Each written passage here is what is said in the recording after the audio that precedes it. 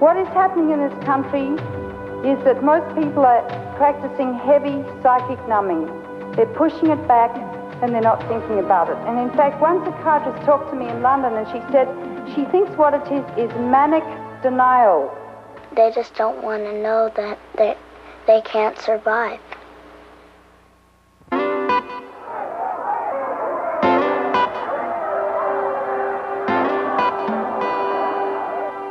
In the early 1980s, there was a tremendous change in the public concern about the arms race and about the threat of nuclear war.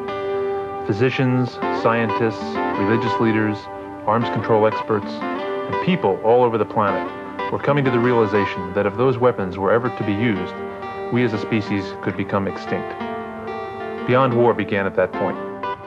We began by researching the situation. We talked to experts in many fields on all sides of the issues. And we became convinced that the problem is not a technological one, and that the solution is not technological either. The cause of the arms race is war itself, and the root cause of war is the way we think.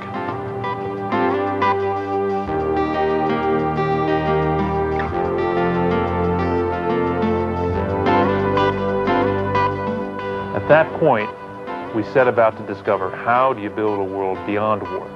We interviewed thousands of people, from California to the nation's capital. And from that emerged the goal and philosophy of Beyond War.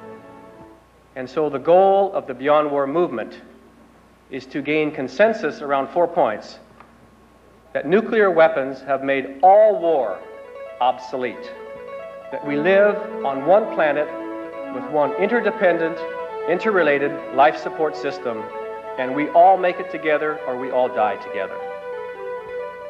That there is a process for changing the modes of thinking, and it begins with a personal, individual decision. And there is a plan of action that requires the participation of all of us to build a world beyond war.